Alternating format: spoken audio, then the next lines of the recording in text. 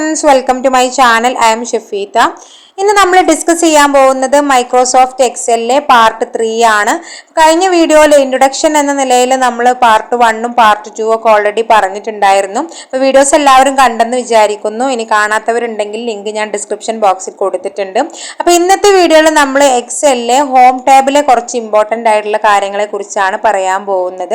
File ടാബിനെ കുറിച്ച് നമ്മൾ already പറഞ്ഞു കഴിഞ്ഞതാണ്. അപ്പോൾ എന്തെങ്കിലും ഡൗട്ട് ഉണ്ടെങ്കിൽ കമന്റ് ആയിട്ട് ചോദിച്ചോളൂ. ഇനി നമ്മൾ പറയാൻ പോകുന്നത് ഹോം ടാബിനെ കുറിച്ചാണ്. ഇപ്പോൾ ഹോം ടാബിൽ നമുക്ക് ഒരുപാട് കമന്റ്സുകൾ തന്നെ ഉണ്ട്. Clip board, font, alignment, number, style, cells, editing, അങ്ങനെ ഒരുപാട് കാര്യങ്ങൾ. ഇപ്പൊ ഇതെല്ലാം കൂടി ഒന്നും നമ്മൾ പറയണില്ല, കാരണം വീഡിയോയുടെ ലെങ്ത് കൂടെ. അപ്പൊ നമുക്ക് കുറച്ച് കാര്യങ്ങൾ പറഞ്ഞു പോവാം. അതിൽ ഹോമിൽ ഫസ്റ്റ് സെക്ഷൻ വരുന്നത് ക്ലിപ്പ് ബോർഡ് എന്ന് പറഞ്ഞൊരു സെക്ഷൻ ആണ്. ഈ ക്ലിപ്പ് ബോർഡിൽ വരുന്നത് cut, copy, format, painter, paste, ഇങ്ങനെ കുറച്ച് കാര്യങ്ങളാണ്. കട്ട്, കോപ്പി, പേസ്റ്റ് ഇത് കുറെ പേർക്കൊക്കെ അറിയുന്ന കാര്യങ്ങളായിരിക്കും. കട്ട് എന്തിനാണ് യൂസ് ചെയ്യുന്നത്? നമ്മളിപ്പോ എന്തെങ്കിലും ഒരു ഡാറ്റ കൊടുത്തത്, ഇപ്പൊ ഞാനിവിടെ സെയിൽസിന്റെ എമൗണ്ട് 1500 കൊടുത്തിട്ടുണ്ട്. എനിക്കിത് ഇവിടുന്ന് കട്ടായിട്ട് താഴത്തേക്ക് വരണം എന്നുണ്ടെങ്കിൽ അതിനാണ് കട്ടും പേസ്റ്റും യൂസ് ചെയ്യുന്നത്. കട്ട് ചെയ്തിട്ട് വേറൊരു സ്ഥലത്തേക്ക് പേസ്റ്റ് ചെയ്യാൻ വേണ്ടിയിട്ടാണ് കട്ടും പേസ്റ്റും യൂസ് ചെയ്യുന്നത്. കട്ടിന്റെ ഷോർട്ട് കീ വരുന്നത് Ctrl+X ആണ്. നമ്മളിവിടെ കഴ്സർ കൊണ്ടുവെക്കുമ്പോൾ തന്നെ ഷോർട്ട് കീ താഴെ കാണിക്കും. Ctrl+X ആണ് കട്ടിന്റെ ഷോർട്ട് കീ വരുന്നത്. അപ്പൊ ഞാനിതൊന്ന് കട്ട് ചെയ്യാൻ പോവാണ്. ഒന്നെങ്കിൽ ഷോർട്ട് കീ കൊടുക്കാം, അല്ല എങ്കിൽ ജസ്റ്റ് ഇതാ അവിടെ വന്നിട്ട് ഒന്ന് ക്ലിക്ക് ചെയ്താൽ മതി. നമ്മൾ എന്തെങ്കിലും ഒരു ആക്ഷൻ കൊടുത്തു കഴിഞ്ഞാൽ ഇത് ഇങ്ങനെ ഒരു ലൈൻ ഇങ്ങനെ പോയിക്കൊണ്ടേയിരിക്കും. അപ്പൊ നമുക്ക് മനസ്സിലാവും ആ ഒരു ആക്ഷൻ വർക്ക് ആയിട്ടുണ്ട് എന്നുള്ളത്. ഇനി എങ്ങോട്ടാണോ ആ ഒരു എമൗണ്ട് പേസ്റ്റ് ചെയ്യേണ്ടത് ആ ഒരു സെല്ല് സെലക്ട് ചെയ്യും. അപ്പൊ ഞാൻ ഇവിടെ താഴത്തുള്ള സെല്ലാണ് സെലക്ട് ചെയ്തിട്ടുള്ളത്. എന്നിട്ട് പേസ്റ്റ് ചെയ്യണം. പേസ്റ്റ് എന്ന് പറഞ്ഞ ഓപ്ഷൻ ഇതാണ്. പേസ്റ്റിന്റെ ഷോർട്ട് കീ വരുന്നത് Ctrl+V ആണ്. ഒന്നെങ്കിൽ ഷോർട്ട് കീ കൊടുക്കാം, അല്ലെങ്കിൽ ജസ്റ്റ് ഇവിടെ വന്നിട്ട് ക്ലിക്ക് ചെയ്താൽ മതി. അപ്പൊ ആ ഒരു എമൗണ്ട് ഇങ്ങോട്ട് മാറും. ഇവിടെ കട്ടായിട്ട് ഇങ്ങോട്ട് മാറി. ഇപ്പൊ ഇവിടുന്ന് പോയും ചെയ്ത് താഴത്തേക്ക് ആ ഒരു എമൗണ്ട് വന്നു. അതാണ് കട്ടും പേസ്റ്റും. ഇനി നമ്മൾ പറയാൻ പോകുന്നത് കോപ്പി പേസ്റ്റ് ആണ്. കോപ്പി പേസ്റ്റ് എന്തിനാ യൂസ് ചെയ്യുന്നത്? അതായത് ഒരു സ്ഥലത്ത് നിന്ന് നമുക്ക് വേറൊരു സ്ഥലത്തേക്ക് ഒരു സെയിം വേർഡ് അല്ലെങ്കിൽ സെയിം എമൗണ്ട് ഒക്കെ ഒന്ന് കോപ്പി ചെയ്യണം. നമ്മൾ വീണ്ടും ഇങ്ങനെ പോയി ടൈപ്പ് ചെയ്യേണ്ട ആവശ്യമില്ല. ഓൾറെഡി ഉള്ളതാണെങ്കിൽ നമ്മൾ അതിന് കോപ്പി പേസ്റ്റ് കൊടുത്താൽ മതി. അപ്പൊ എനിക്ക് ഈ 2000 എന്നുള്ള എമൗണ്ട് തന്നെയാണ് മുകളിലത്തെ ഈ ഒരു സെല്ലിലും വേണമെന്നുണ്ടെങ്കിൽ ഞാൻ വീണ്ടും ഇവിടെ പോയി 2000 എന്ന് കൊടുക്കേണ്ട ആവശ്യമില്ല. താഴെ വന്ന് 2000 കൊടുക്കേണ്ട ആവശ്യം ഉണ്ടായിരുന്നില്ല. എന്ത് ചെയ്താൽ മതി? കോപ്പി പേസ്റ്റ് കൊടുത്താൽ മതി. അപ്പൊ കോപ്പി പേസ്റ്റ് കൊടുക്കാൻ വേണ്ടിയിട്ട് ഞാനിതാ Ctrl+C ആണ് കോപ്പിയുടെ ഷോർട്ട് കീ വരുന്നത്. ഒന്നെങ്കിൽ ഷോർട്ട് കീ കൊടുക്കുക, അല്ലെങ്കിൽ ജസ്റ്റ് ഇതാ ഈ ഒരു കോപ്പിയിൽ വന്ന് ക്ലിക്ക് ചെയ്താൽ മതി. ഇവിടെ കോപ്പി വർക്ക് ആയിട്ടുണ്ട്. ഇനി നമുക്ക് പേസ്റ്റ് ചെയ്യണം. അപ്പൊ ഈ സെല്ലിലേക്കാണ് എനിക്ക് വരേണ്ടത്. ഞാനിതാ പേസ്റ്റ് കൊടുത്തിട്ടുണ്ട്. അപ്പൊ ആ ഒരു എമൗണ്ട്. അപ്പൊ നമ്മൾ കട്ട്, കോപ്പി, പേസ്റ്റ് പറഞ്ഞു. ഇനി അതിലുള്ള ഒരു ഓപ്ഷൻ എന്ന് പറയുന്നത് ഫോർമാറ്റ് പെയിന്റർ ആണ്. ഒരു ബ്രഷിന്റെ ഒരു സിമ്പിൾ കാണാം. ഫോർമാറ്റ് പെയിന്റർ എന്നാണ്. ഷോർട്ട് കീ ഒന്നുമില്ല. ഇത് എന്തിനാന്ന് വെച്ച് കഴിഞ്ഞാൽ കൂടുതൽ ഹെഡിങ്ങുകൾ, അതുപോലെ തന്നെ സബ് ഹെഡിങ്ങുകളൊക്കെ കൊടുക്കുന്നതിന് വേണ്ടിയിട്ട്, അതിന്റെ ഒരു മോഡലുകളൊക്കെ ഒരേപോലത്തെ മോഡലുകളിലൊക്കെ നമുക്ക് ഹെഡിങ്ങുകളൊക്കെ കൊടുക്കണം എന്നുണ്ടെങ്കിൽ അതിനാണ് ഫോർമാറ്റ് പെയിന്റർ. അപ്പൊ ഞാനൊരു എക്സാമ്പിൾ കാണിക്കും. ഇപ്പൊ ഒരു ഹെഡിങ് ആണെന്ന് വിചാരിക്കും. ഞാനിവിടെ ABCD എന്ന് കൊടുക്കുന്നുണ്ട്. ABC എന്ന് കൊടുക്കുന്നുണ്ട്. ഇവിടെ ഞാൻ 1 2 3 എന്നും കൊടുത്തിട്ടുണ്ട്. ഇത് രണ്ട് ഹെഡിങ് ആണെന്ന് ജസ്റ്റ് വിചാരിക്കുക. അപ്പൊ ഈ ABC ഞാനൊന്ന് കുറച്ച് മാറ്റങ്ങൾ വരുത്താൻ പോവുകയാണ്. അപ്പൊ ഈ സ്റ്റൈൽ എനിക്കൊന്ന് മാറ്റണം എന്നുണ്ടെങ്കിൽ അതിനാണ് ഈ ഫോണ്ടിന്റെ സെക്ഷനിൽ വന്നു കഴിഞ്ഞാൽ നമുക്ക് സ്റ്റൈല്, സൈസ്, കളറ് കാര്യങ്ങളൊക്കെ മാറ്റാൻ പറ്റും. അപ്പൊ സ്റ്റൈല് ഞാനൊന്ന് മാറ്റാൻ പോവാണ്. ഇതിൽ ഈ ലിസ്റ്റ് ബട്ടണിൽ ഒന്ന് ക്ലിക്ക് ചെയ്ത് കഴിഞ്ഞാൽ അതിൽ നമുക്ക് ഒരുപാട് സ്റ്റൈലുകൾ കിട്ടും. അപ്പൊ ഞാനിപ്പോ ഇതിൽ ഒരു സ്റ്റൈല് സെലക്ട് ചെയ്തിട്ടുണ്ട്. അതുപോലെ ഈ ABCന്റെ സൈസ് എനിക്കൊന്ന് കൂട്ടണം എന്നുണ്ടെങ്കിൽ ഒന്നെങ്കിൽ ഇതാണ് സൈസിന്റെ സെക്ഷൻ വരുന്നത്. ഈ ലിസ്റ്റ് ബട്ടണിൽ ക്ലിക്ക് ചെയ്ത് കഴിഞ്ഞാൽ നമുക്ക് 72 വരെയുള്ള സൈസ് കിട്ടും. ഏത് സൈസ് വേണമെങ്കിലും നമുക്ക് കൊടുക്കാം. ഇനി അങ്ങനെയല്ല നമ്മൾ സൈസ് കൊടുക്കണം. ഇപ്പൊ ഇവിടെ കണ്ടോ വലിയൊരു A കാണാം. ഇൻക്രീസ് ഫോണ്ട് സൈസ് എന്നാണ് അതിൽ പറയാ. ഇവിടെ ചെറിയൊരു എയും കാണാം. ഡിക്രീസ് ഫോണ്ട് സൈസ് എന്നാണ് അതിനെ പറയാ. അപ്പൊ സൈസ് കൂട്ടണമെങ്കിൽ ഈ ഇൻക്രീസ് ഫോണ്ട് സൈസ് കൊടുക്കാം. സൈസ് കുറക്കണം എന്നുണ്ടെങ്കിൽ ഡിക്രീസിലും കൊടുത്തു കഴിഞ്ഞാൽ സൈസ് കുറഞ്ഞു കുറഞ്ഞു വരും. അപ്പൊ ഞാൻ ജസ്റ്റ് അതിന്റെ സൈസ് ഒന്ന് കൂട്ടിയിട്ടുണ്ട്. അതുപോലെ എനിക്ക് അതൊന്ന് ബോൾഡ് ആക്കണം, ഒന്ന് കട്ടിയിൽ എഴുതണം. അപ്പൊ അത് ഓൾറെഡി അതിന്റെ സ്റ്റൈൽ ഒരു ബോൾഡ് ആയിട്ടാണ് വന്നിട്ടുള്ളത്. അപ്പൊ നമ്മൾ ബോൾഡ് കൊടുത്താൽ അത് വർക്ക് ആവില്ല. കണ്ട ഒരു കട്ടിയിൽ തന്നെയാണ് വന്നിട്ടുള്ളത്. പിന്നെ ഇറ്റാലിക് I എന്ന് പറഞ്ഞ ഇറ്റാലിക് അതിന്റെ ഷോർട്ട് കീ Ctrl+I ആണ്. ബോൾഡിന്റെ ഷോർട്ട് കീ Ctrl+B ആണ് കേട്ടോ. അപ്പൊ ഇറ്റാലിക് ഒന്ന് ചെരിഞ്ഞിട്ട് ഇങ്ങനെ എഴുതാൻ വേണ്ടിയിട്ടാണ് ഇറ്റാലിക്. അപ്പൊ അതൊന്ന് ABC ഒന്ന് ചെരിഞ്ഞു വന്നു. പിന്നെ അണ്ടർലൈൻ, നമുക്ക് താഴെ അണ്ടർലൈനും കൂടി വരണം എന്നുണ്ടെങ്കിൽ ഈ Ctrl+U ആണ് അതിന്റെ ഷോർട്ട് കീ വരുന്നത്. അപ്പൊ ആ U നമ്മളിവിടെ ഒന്ന് ക്ലിക്ക് ചെയ്ത് കഴിഞ്ഞാൽ അണ്ടർലൈനും വരും. ഇനി ഞാൻ ഇതിന്റെ കളർ ഒന്ന് മാറ്റാൻ പോവാണ്. ഇതെന്ന് പറയുന്നത് സെല്ലിന്റെ കളർ മാറ്റാനുള്ള കാര്യമാണ്. അതായത് സെല്ലിന്റെ കളർ ഇപ്പോൾ വൈറ്റ് അല്ലേ, അപ്പൊ നമുക്കത് ഏതെങ്കിലും ഒരു കളറിലേക്ക് മാറ്റണം എന്നുണ്ടെങ്കിൽ അതിനാണ് ഈ ഒരു കളർ വരുന്നത്.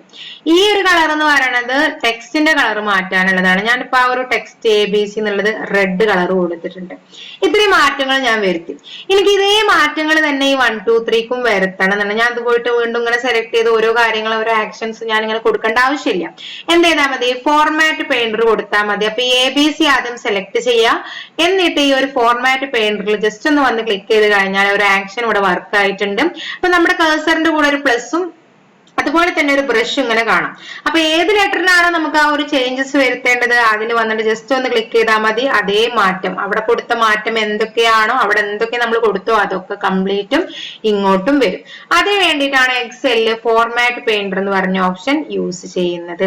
ഓക്കെ, അപ്പൊ ഇത്രയും കാര്യങ്ങൾ നമ്മൾ പറഞ്ഞു. അതായത് സ്റ്റൈല് മാറ്റുന്നത്, സൈസ് മാറ്റുന്നത്, അതുപോലെ bold, italic, underline, colour section, ഇത്രയും കാര്യങ്ങൾ പറഞ്ഞു. പിന്നെ ഇനി ഫോണ്ടിൽ വരുന്നത് ബോർഡർ കൊടുക്കുന്ന ഒരു സെക്ഷനും കൂടി ഉണ്ട്. ബോട്ടം ബോർഡർ എന്നാണ് നമ്മൾ കഴ്സർ ഇവിടെ ഇങ്ങനെ കൊണ്ടുവെക്കുമ്പോൾ ബോട്ടം ബോർഡർ എന്നാണ് കാണിക്കുക. എല്ലാ ബോർഡറും നമുക്ക് അതിൽ കൊടുക്കാൻ പറ്റും. ഇപ്പൊ ഞാൻ വേറൊരു ടേബിൾ കാണിച്ചു തരാം. ഇപ്പൊ ഇതൊരു ടേബിൾ ആണെന്ന് വിചാരിക്കുക. 2 ഡാറ്റാസ് ഞാൻ കൊടുത്തിട്ടുള്ളൂ. അപ്പൊ ഇത് നമ്മൾ ഇങ്ങനെ എക്സലിന്റെ ഷീറ്റിന്റെ പ്രത്യേകത എന്താണെന്ന് വെച്ച് കഴിഞ്ഞാൽ ഇങ്ങനെ കോളം പോലെ നമുക്ക് ഇങ്ങനെ കാണാൻ പറ്റും. സെല്ല് അതുപോലെ ഇങ്ങനെ ലൈന് കാണാം. പക്ഷെ ഇത് നമ്മൾ പ്രിന്റ് കൊടുത്തു കഴിഞ്ഞു കഴിഞ്ഞാൽ ഇതിന് ലൈൻ ഒന്നും ഉണ്ടാവില്ല. ഇപ്പൊ ഞാൻ Ctrl+P കൊടുത്തിട്ട് ജസ്റ്റ് കാണിച്ചു തരാം. കണ്ടോ, ഇതിന്റെ പ്രിന്റ് ആണ് ഈ വരുന്നത്. ഇതൊരു ബ്ലാങ്ക് പേജിൽ നമ്മൾ ടൈപ്പ് ചെയ്ത പോലെയാണ് അതിന്റെ പ്രിന്റ് വരിക. ബോർഡർ ഒന്നും ഉണ്ടാവില്ല. അതൊരു ടേബിൾ ആണെന്ന് നമുക്ക് ഒരിക്കലും പറയാൻ പറ്റില്ല. അപ്പൊ ഒന്നെങ്കിൽ നമ്മൾ എന്ത് ചെയ്യണം, ടേബിൾ ഡാറ്റാസ് ടൈപ്പ് ചെയ്ത് കഴിഞ്ഞാൽ പിന്നെ അതിന് ബോർഡർ കൊടുക്കണം. ബോർഡർ കൊടുത്താലാണ് അതൊരു ടേബിൾ ആയിട്ട് നമുക്ക് പ്രിന്റ് കിട്ടുള്ളൂ. അപ്പൊ ആ ബോർഡർ കൊടുക്കാനുള്ള സെക്ഷൻ ആണ് ഈ ഒരു ചതുരക്കള്ളിയിൽ ഇങ്ങനെ കാണിക്കുന്നത്. ബോർഡറിന്റെ സെക്ഷൻ ആണ്. അപ്പൊ നമുക്ക് കൊടുക്കാനുള്ള ഒരു ടേബിൾ ഇതാ അങ്ങനെ സെലക്ട് ചെയ്യാം. എന്നിട്ട് ഇവിടെ ഒരു ലിസ്റ്റ് ബട്ടൺ പോലെ കാണുന്നുണ്ടല്ലോ, ഇതിൽ ജസ്റ്റ് ക്ലിക്ക് ചെയ്ത് കഴിഞ്ഞാൽ അതിൽ ഒരുപാട് കാര്യങ്ങൾ ഉണ്ടാവും. ബോട്ടം ബോർഡർ, താഴെ മാത്രം ബോർഡർ മതിച്ച ബോട്ടം ബോർഡർ, മുകളിലാണെങ്കിൽ top border, left border, right border, no border, ഇനി ബോർഡർ കൊടുത്തത് കളയണമെന്നുണ്ടെങ്കിൽ നോ ബോർഡർ, ഓൾ ബോർഡേഴ്സ്, മൊത്തം ബോർഡർ വരണമെങ്കിൽ all borders, outside border, പുറത്ത് മാത്രം ബോർഡർ വന്നാൽ അത് കൊടുക്കുക, തിക്ക് ഔട്ട് സൈഡ് ബോർഡർ, കുറച്ച് കട്ടിയിൽ ബോർഡർ വരാൻ വേണ്ടിയിട്ടാണ്, പിന്നെ ഡബിൾ ബോർഡർ, തിക്ക് ബോട്ടം ബോർഡർ, ഇങ്ങനെ കുറെ കാര്യങ്ങൾ ഇതിലുണ്ട്. അപ്പൊ നമ്മൾ ഓൾ ബോർഡേഴ്സ് ആണ് കൊടുത്തു വെച്ചാൽ കംപ്ലീറ്റും ബോർഡർ വന്നിട്ടുണ്ടായിരിക്കും. ഇനി നമ്മൾ പ്രിന്റ് കൊടുക്കുകയാണെന്നുണ്ടെങ്കിൽ അതൊരു ടേബിൾ ആയിട്ടാണ് വരിക. കണ്ടോ, ഇപ്പൊ ഒരു ടേബിൾ ആയിട്ടാണ് വരിക. ബോർഡർ ഒക്കെ വന്നിട്ടുണ്ട്. അപ്പൊ അങ്ങനെ മാത്രമേ നമുക്കൊരു ടേബിൾ ക്രിയേറ്റ് ചെയ്ത് അതിന് ബോർഡർ കൊടുത്തിട്ട് പ്രിന്റ് എടുക്കാൻ പാടുള്ളൂ. അല്ലെങ്കിൽ അതൊരു ബ്ലാങ്ക് പേജിൽ ടൈപ്പ് ചെയ്ത പോലെയാണ് വരിക. ഇപ്പൊ നമ്മൾ ആ ഒരു ഫോണ്ടിന്റെ ഒരു സെക്ഷൻ പറഞ്ഞു കഴിഞ്ഞു. ഇനി നെക്സ്റ്റ് നമുക്ക് പറയാനുള്ളത് അലൈൻമെന്റ് ആണ്. അലൈൻമെന്റിലെ top align, center align, bottom align, left align, center align, right align, ഇങ്ങനെ കുറെ കാര്യങ്ങൾ നമുക്ക് കാണാൻ പറ്റും. ഇത് എന്തൊക്കെയാണെന്നാണ് പറയാൻ പോകുന്നത്. അപ്പൊ ഞാനിവിടെ ABC എന്നുള്ളത് ടൈപ്പ് ചെയ്തിട്ടുണ്ട്. ഈ ABC എന്നുള്ളത് ഇപ്പൊ വന്നിട്ടുള്ളത് ലെഫ്റ്റിലാണ്. എനിക്ക് അതൊന്ന് സെന്ററിൽ കിട്ടണമെന്നുണ്ടെങ്കിൽ സെന്റർ അലൈൻ, റൈറ്റിൽ കിട്ടണമെങ്കിൽ റൈറ്റ് അലൈൻ, ലെഫ്റ്റിൽ കിട്ടണമെന്നുണ്ടെങ്കിൽ ലെഫ്റ്റ് അലൈൻ. ഇങ്ങനെ നമ്മൾ ടൈപ്പ് ചെയ്തിട്ടുള്ള അലൈൻമെന്റ്, ടൈപ്പ് ചെയ്ത ലെറ്റേഴ്സിന് നമുക്ക് എങ്ങോട്ട് വേണമെങ്കിലും മാറ്റാം. ഇനി മുകളിൽ കിട്ടണം ഇവിടെ സ്പേസ് ഇല്ലാത്തതുകൊണ്ട് നമുക്കിപ്പോ ബോട്ടം ടോപ്പ് ഒന്നും ഇതിൽ വർക്ക് ആവില്ല. അപ്പൊ അതെങ്ങനെ സ്പേസ് വരുത്താന്നുള്ളതും കൂടി നമുക്ക് പറയണം. ഈ ഒരു സെല്ലിൽ ഇത്രയും സ്പേസ് ഉള്ളു. അപ്പൊ നമുക്ക് ഈ ഒരു റോ ഒന്ന് വലുതാക്കാം. ഇപ്പൊ ഇത്രയും വലിപ്പം വന്നിട്ടുണ്ട്. അപ്പൊ ഇതിന് നമുക്ക് ഇനി ടോപ്പിലേക്കും അതുപോലെ സെന്ററിക്കും ബോട്ടം ഒക്കെ വർക്ക് ആവും. ടോപ്പ് അലൈന് കൊടുത്തു കഴിഞ്ഞാൽ കണ്ടോ, അത് ടോപ്പിലേക്ക് വരും. സെന്റർ ഇട്ട് കൊടുക്കുകയാണെങ്കിൽ സെന്ററിലേക്ക് വരും. ബോട്ടം ഇട്ട് കൊടുക്കുകയാണെങ്കിൽ താഴത്തേക്ക് വരും. അപ്പൊ സ്പേസ് ഉണ്ടെങ്കിൽ മാത്രമേ അത് വർക്ക് ആവുള്ളൂ. ഇനി നമുക്ക് പറയാനുള്ളത് ഈ ഒരു ഓപ്ഷൻ ആണ്. ഇത് എന്ന് പറഞ്ഞു കഴിഞ്ഞാൽ ഓറിയന്റേഷൻ എന്നാണ് കാണിക്കുക. ഇങ്ങനെ ഒരു AB ചെരിഞ്ഞിട്ട് ഇങ്ങനെ എഴുതിയിട്ടുണ്ടായിരിക്കും. ഇത് ഡയറക്ഷൻ, ടെക്സ്റ്റിന്റെ ഡയറക്ഷൻ മാറ്റാനുള്ള ഓപ്ഷൻ ആണ്. അപ്പൊ നമ്മൾ ടൈപ്പ് ചെയ്തിട്ടുള്ള ഈ ഒരു ഡയറക്ഷൻ ആണ്. ഇനി നമുക്ക് എങ്ങനെ വേണമെങ്കിലും മാറ്റാൻ പറ്റും. അപ്പൊ ഇതിൽ ഒരുപാട് കാര്യങ്ങൾ ഉണ്ടാവും. Angle counter clock vice, angle clock vice, vertical test, ഇങ്ങനെ കുറെ കാര്യങ്ങൾ കാണാം. അപ്പൊ നമുക്ക് ഏത് മോഡലിലേക്ക് വേണമെങ്കിലും നമുക്ക് ഇങ്ങനെ മാറ്റി കൊടുക്കാൻ പറ്റും. ഇപ്പൊ ചെരിഞ്ഞിട്ട് എഴുതി വന്നു, അതുപോലെ ഇനി ക്ലോക്ക് വൈസ്, എങ്ങനെ വേണമെങ്കിലും നമുക്ക് മോഡല് മാറ്റി കൊടുക്കാം. അതിനുള്ള ഓപ്ഷൻ ആണ് ഈ ഒരു ഓറിയന്റേഷൻ എന്ന് പറഞ്ഞ ഓപ്ഷൻ യൂസ് ചെയ്യുന്നത്. നെക്സ്റ്റ് ഇനി നമ്മൾ പറയാൻ പോകുന്നത് ഇവിടെ രണ്ടൊരു ഓപ്ഷനും കൂടി ഉണ്ട്. അപ്പൊ ഇത് എന്താന്നുള്ളത് ഇവിടെ ഇങ്ങനെ കാണാം. നമ്മളിങ്ങനെ കഴ്സർ കൊണ്ടുവെക്കുമ്പോൾ തന്നെ ഡിക്രീസ് ഇൻഡന്റും അതുപോലെ തന്നെ ഇൻക്രീസ് ഇൻഡന്റും ആണ്. അത് നമ്മൾ ടൈപ്പ് ചെയ്തത് ഇങ്ങനെ അങ്ങോട്ടും ഇങ്ങോട്ടും ഒക്കെ കണ്ടോ. ഇൻക്രീസ് ഇൻഡന്റ് കൊടുത്തു കഴിഞ്ഞാൽ ടൈപ്പ് ചെയ്ത് ഇങ്ങനെ മൂവ് ചെയ്തുകൊണ്ടേയിരിക്കും. ഡിക്രീസ് ആണ് കൊടുക്കണെന്ന് വെച്ചാൽ അത് പഴയ സ്ഥാനത്തേക്ക് തന്നെ വരും. അതാണ് ആ ഒരു ഓപ്ഷൻ. അത് ശരിക്കും നമ്മൾ അങ്ങനെ വല്ലാണ്ട് യൂസ് ചെയ്യുന്നതൊന്നുമല്ല. പിന്നെ നമുക്കിനി അലൈൻമെന്റിൽ പറയാനുള്ളത് റാപ്പ് ടെസ്റ്റും അതുപോലെ തന്നെ മെർജ് ആൻഡ് സെന്ററും ആണ്. ഇത് മെയിൻ ആയിട്ട് നമ്മൾ യൂസ് ചെയ്യുന്ന ഹെഡിങ്ങുകൾ കൊടുക്കാൻ. മെയിൻ ഹെഡിങ് കൊടുക്കണം എന്നുണ്ടെങ്കിൽ മെർജ് ആൻഡ് സെന്റർ കൊടുക്കാറുണ്ട്. അതുപോലെ തന്നെ സബ് ഹെഡിങ്ങുകളൊക്കെ കൊടുക്കണം എന്നുണ്ടെങ്കിൽ റാപ്പ് ടെസ്റ്റ്, ഒരു ടേബിളിലുള്ള ഹെഡിങ്ങുകളൊക്കെ കൊടുക്കണമെങ്കിൽ റാപ്പ് ടെസ്റ്റ് കൊടുക്കാറുണ്ട്. അതെന്താ സംഭവം എന്ന് വെച്ച് കഴിഞ്ഞാൽ ഇപ്പൊ നമുക്കൊരു ഹെഡിങ് കൊടുക്കണം എന്ന് വിചാരിക്കുക. അപ്പൊ ഞാൻ ABC ഇവിടുന്ന് കളയുന്നുണ്ട്. അപ്പൊ ഇതിനുള്ളിൽ ഞാൻ സ്റ്റോക്ക് റിപ്പോർട്ട് ഒന്ന് ടൈപ്പ് ചെയ്ത് കൊടുക്കുകയാണ്.